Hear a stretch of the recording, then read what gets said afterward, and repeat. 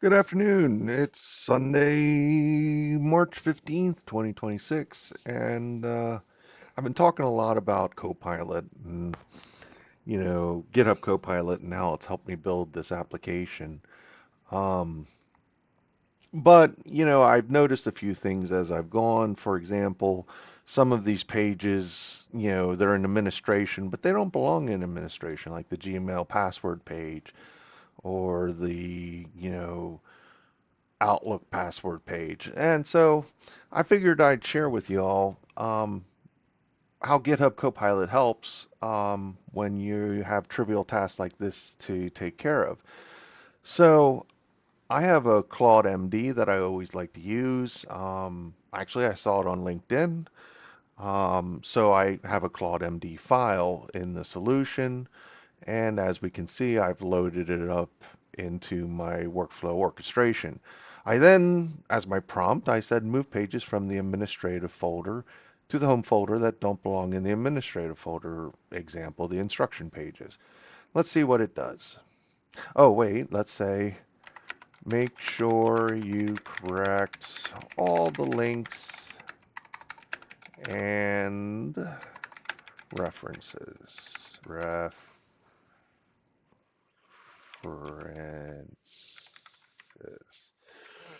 Let's see. References. References. It'll figure it out.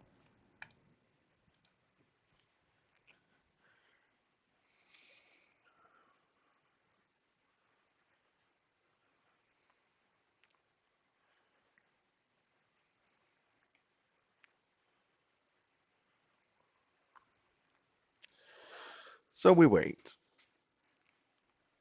So it's now identifying things.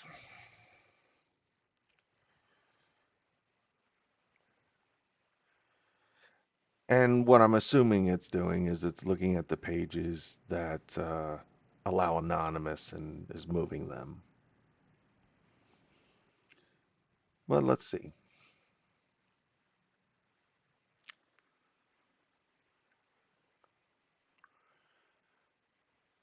Now, this task normally would have taken probably 20 minutes, to move the file, then go through, correct all the links, and then, of course, test. So we still will need to do the test part, but hopefully this will hit it all in one shot and I'll be in good shape.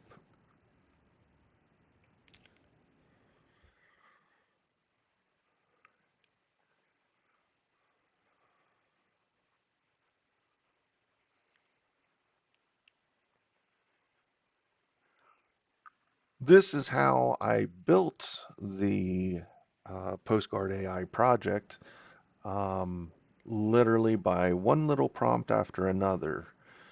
Um, it's pretty effective.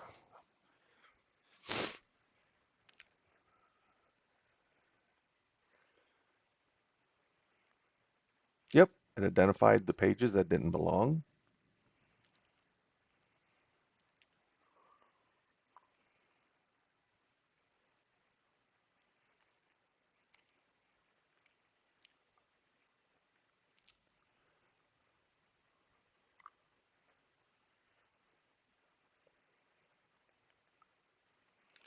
Now, the reason why I do my editing inside of Visual Studio instead of, let's say, on the GitHub website, I'm not sold on true agent integration where you kind of just blindly let it do what it wants to do. Um, I've read of too many nightmares of where it's destroyed code, destroyed databases, completely altered things and not the way you wanted them. So this is one of the nice features I like about Visual Studio 2026 is that it works very similar to the GitHub website doing it through the GitHub interface, but instead of it having full, let's shall I say, full run of everything, including the database, it's limited to just the source code. Yes, it knows my connection strings. Yes, it knows um, the secrets, because right now there's no way. Right now I haven't implemented a secrets system. Um, the GitHub repository is private. That's one of the things that I'm going to be fixing very shortly. But let's keep going. Now, remember, you would say, well, Vince, this is an easy process. Just drag the files out of the folder and put them in the home folder, which, honestly, I probably could have done. I use a tool called ReSharper, and ReSharper most likely would have fixed all the references for me. This is just an example of how to do it via GitHub Copilot.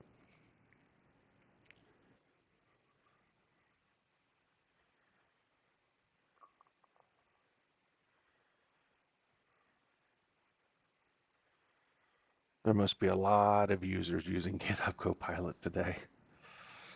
It's usually a lot faster.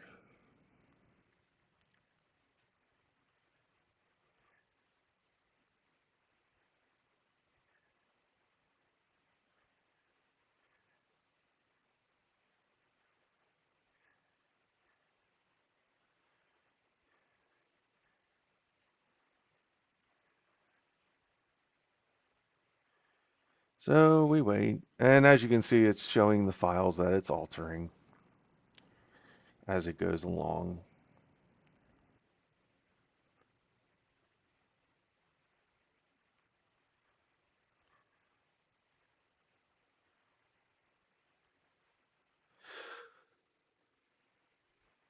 There are many advantages of using GitHub Copilot in Visual Studio than versus through the GitHub website. One of the advantages I found is that it just seems to me safer. It seems more intuitive. It seems easier to review the code changes. Um, you have an agent and an ask mode. So, for example, if you just want to see what it thinks it needs to do, you can flip this toggle to ask mode, and it will just tell you what it would do, and you could make the changes yourself.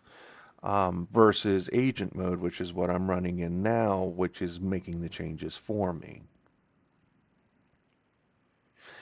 This is another thing that I like to talk about, is that it's worth paying for the premium membership to GitHub Copilot. I'm using Claude Opus 4.6. It uses 3 times the tokens than pretty much every other model does. But after testing all of the models, I found that Claude Opus was by far the most sophisticated engine when it came to performing programming tasks, and was also the most reliable.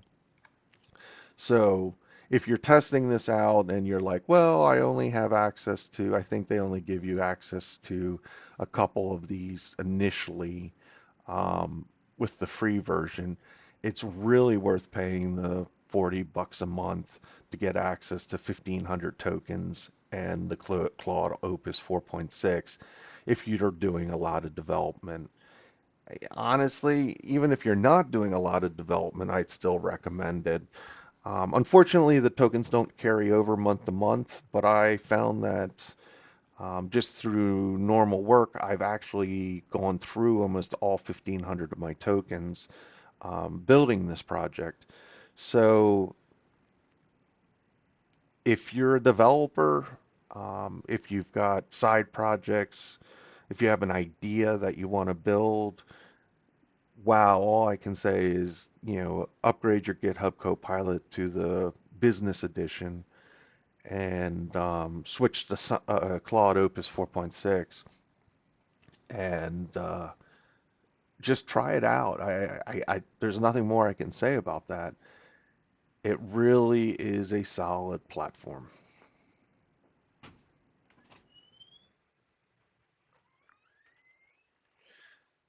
As we're waiting for the last files to be edited. So the question is we've been sitting here for about 3 or 4 minutes. Which would have been faster for me to move the files myself and make sure that I get all the references, or let Claude Opus do it? Brain power wise, today is Sunday. I don't have the brain power to do something like this. Even though it's trivial, I just don't want to. So I guess if I didn't have Claude Opus, I would be doing it the old fashioned way.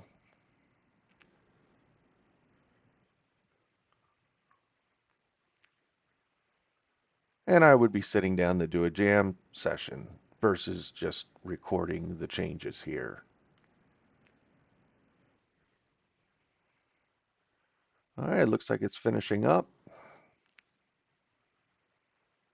We'll take a look at the structure once it finishes, and you'll be able to see what it did.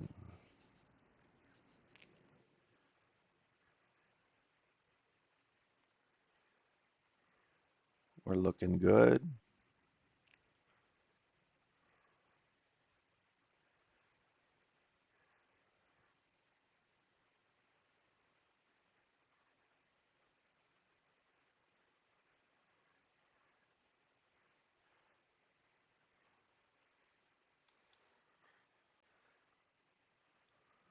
All right,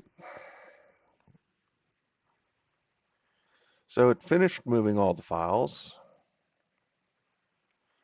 Let's see what it has to say.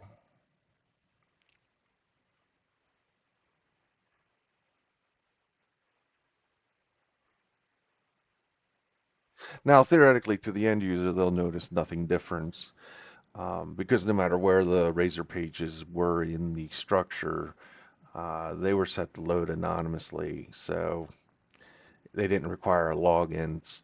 They're not going to change in the navigation. They're not going to change um, pretty much. It's not going to be a visible change to the end users.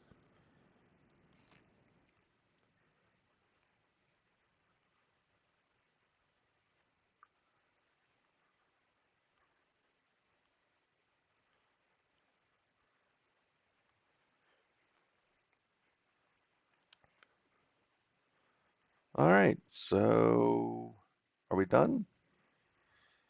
Nope, it found another one.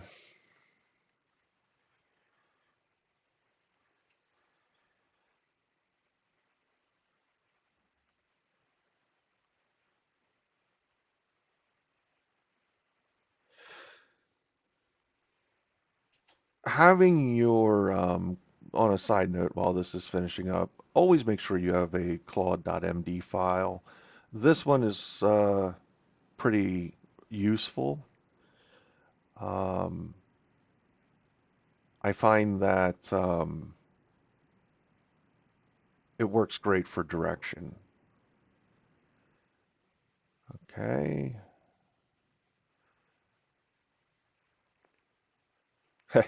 This is a key one. No laziness. I have noticed that sometimes the AI can get lazy when making changes, so it's important to say no laziness.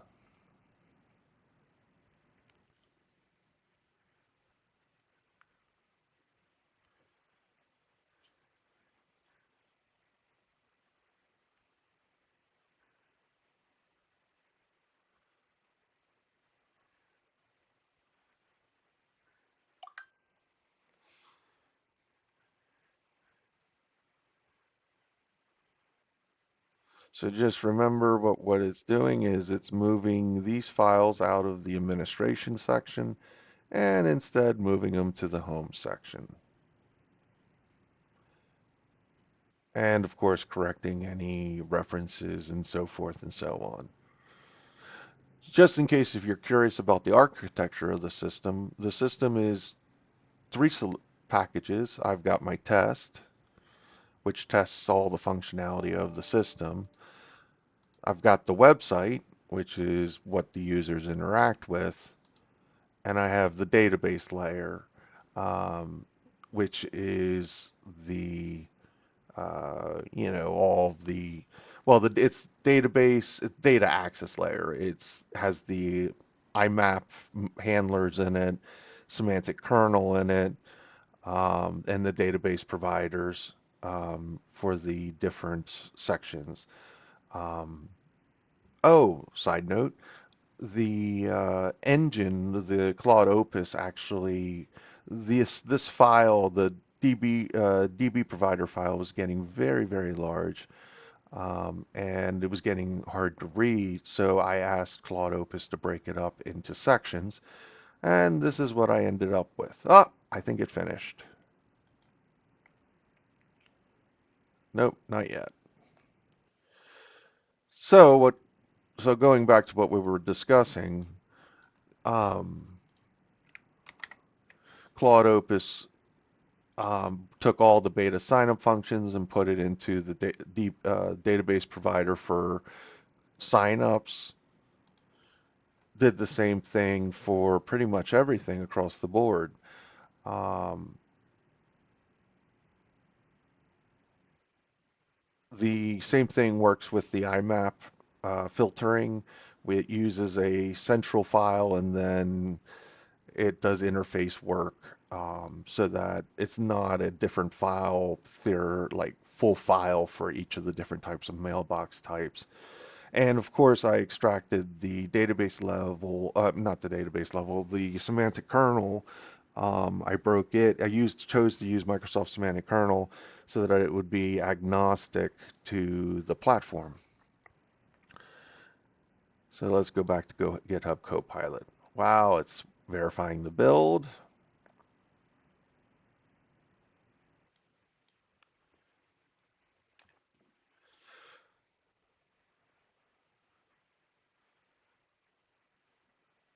It was successful. It's now checking to make sure none of the old paths exist.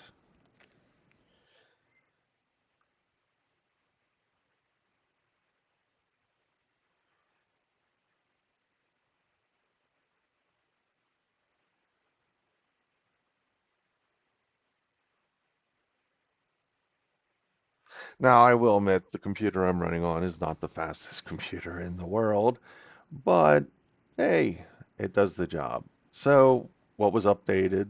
6 files created, 6 files removed.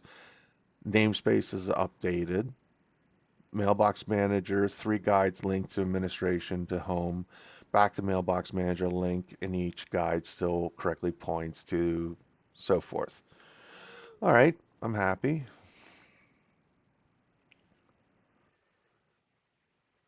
Now, this is an example where the Mailbox Manager is shared between the admin functionality and the user functionality, and I plan to split it um, into 2 different Mailbox Managers in the very near future, just so that I can have separation of functionality.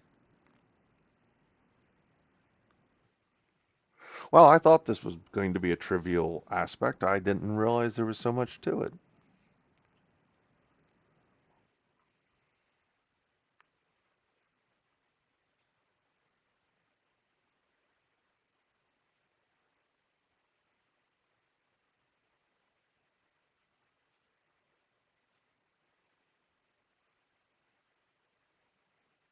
If anyone has any suggestions or things that could improve the way I use GitHub Copilot, please comment below and tell me what you think.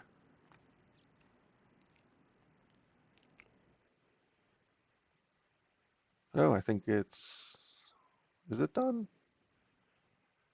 Let's see what it wrote. Okay.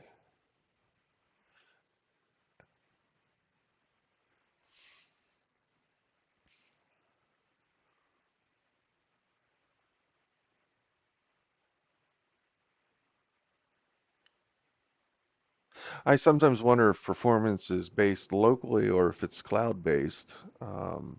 If it's cloud based, I'm not too. Oh, it finished. How about that?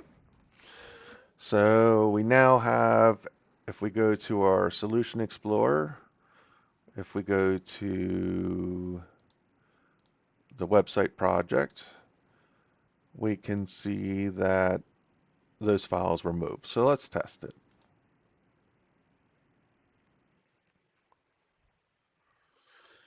Oh, and if you're worried if the mailbox monitoring logic will kick in when I run the site, no, in development environment, it doesn't turn on the backend service.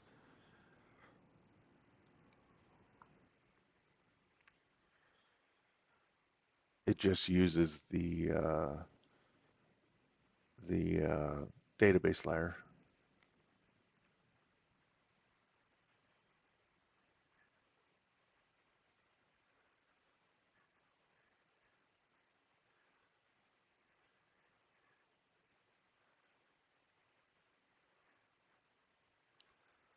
Did my web page fire up? Ah, I fired up on a different screen. So let's bring that into view.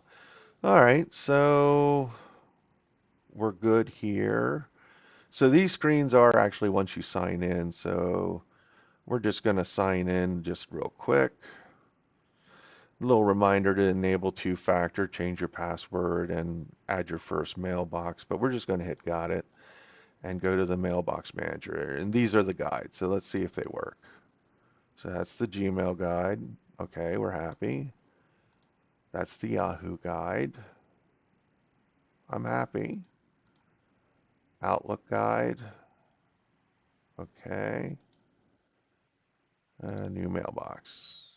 This was something that I had to do. I had to create a wizard for adding a new mailbox. So you hit Gmail, next, and then I recommend using Google OAuth, and then next, and then it's gonna, ask you, this will enable or disable it out the go, and then, whether you want to allow, and then you sign in with Google, and it'll create the account. Um, the others, oops, once a mailbox is created, of course, you can always edit it and allow different things. So a little look into the application. But that's it. I'm happy with the changes. So I'm going to shut everything down, go back to Copilot and say I want to keep them. And at that point, those changes are made, and I could, if I wanted to, say write a summary MD file for the changes.